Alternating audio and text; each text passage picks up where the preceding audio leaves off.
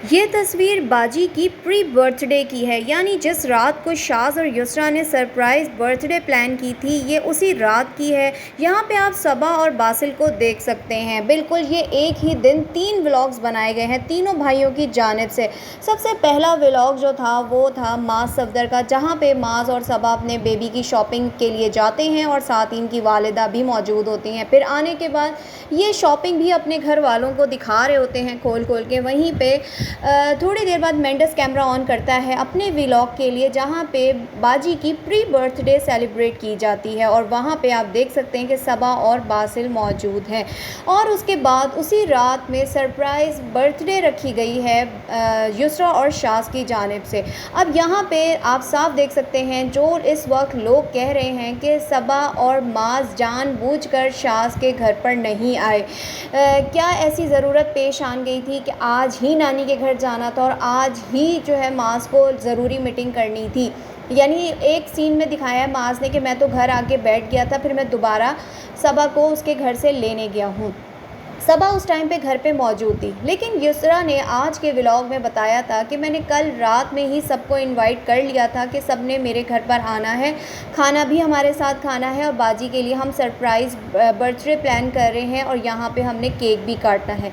लेकिन यहाँ पे माज़ और सबा ने अपनी हमेशा की तरह रूडनेस दिखाते हुए अपनी एक कहते ना अलग दुनिया दिखाते हुए गायब हो गए, जबकि ये इनविटेशन कल रात को ही आया था। अगर ये लोग चाहते तो यहाँ पे अपनी मीटिंग भी कैंसिल कर सकते थे और सबा अपनी अम्मी के घर भी नहीं जाती। ऐसा कौन सा ज़रूरी काम था कि उसी दिन जाना था। लेकिन यहाँ पे साफ पता चल रहा है कि माज़ और सबा शाज़ के घर पर नहीं आना चाहते।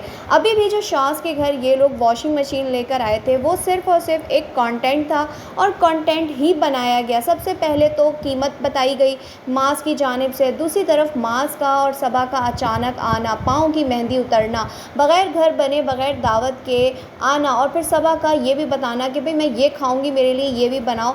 तो ये सब कुछ एक प्री प्लान था, एक व्लॉग था, एक कंटेंट था। कंटेंट की कमी होने की वजह से अब ये लोग हर चैनल पे अलग अलग चीज़ें जो हैं एक ही चीज़ को अलग अलग एंगल से दिखाएंगे। अब जैसे बाजी की बर्थडे यानी प्री बर्थडे मेंडस ने दिखाई, बाजी की अचानक जो सरप्राइज़ बर्थडे है वो युसरा ने कर दी। अब उसके बाद कोई ग्रैंड दावत मेरे ख्याल में बाजी की वो मास करेगा।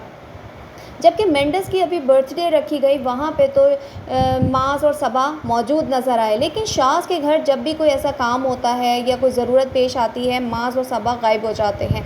साथ ही युसरा का आज जो मुंह उतरा है, यानी ऐसी हालत हो गई थी रोने वाली। जाहिर सी बात है कि बिया के लिए इतना सरप्राइज़ प्लान किया गया और बाजी ने आने के बाद उस सारे प्लान पे पानी फेर दिया। अगर आप कंट्रास्ट के कपड़े पहन के आ ही गई थी और अगर आपको उस इंसान ने टैग कर ही दिया था जिसने घर में डेकोरेशन की थी, तो आप दिल रखने के लिए थोड़ी देर के लिए खामोश रह लेती। जब आप अपना केक काट लेती तो फिर ये जो सरप्राइज़ था यानी ये जो कुछ भी हुआ था उसको डिस्क्लोज़ कर देती कि भाई मुझे ये चीज़ पता थी।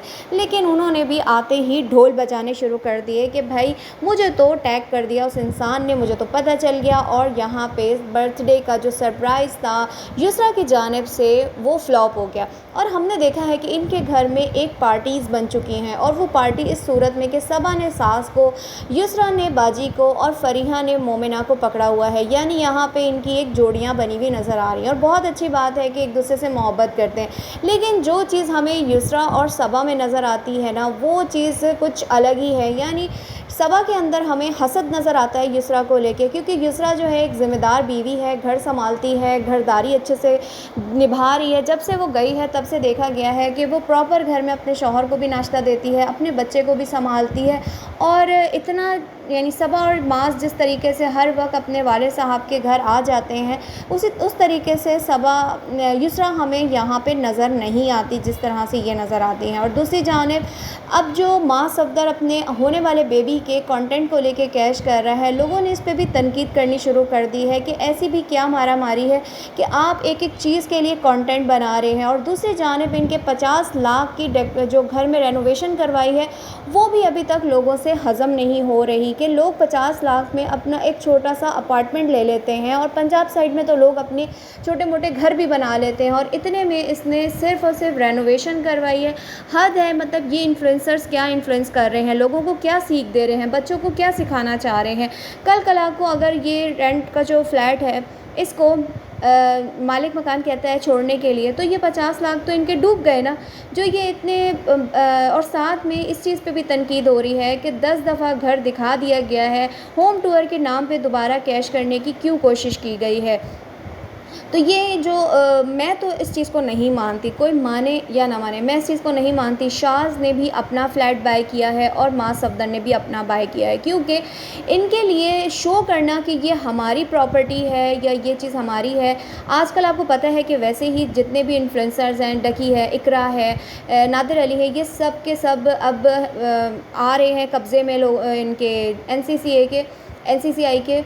तो इन लोगों को अब अपनी प्रॉपर्टी शो नहीं करनी, बल्कि अपनी प्रॉपर्टी को हाइड करना है। कोई भी अक्लमंद इंसान एक किराए के घर पे इतना पैसा नहीं लगा सकता, जितना भी ये बोल लें। मैं नहीं मानती कि ये इन लोगों के रेंट के घर है। वालिद साहब ने जब अपने घर में अपनी सब चीज़ें रेनोवेट करके अब रहना शुरू हो चुके हैं, तो ये लोग इतनी बड़ी बेवकूफ़ी नहीं कर सकते कि ये रेंट के घर पे रह के इतनी रेनोवेशन करवाएं।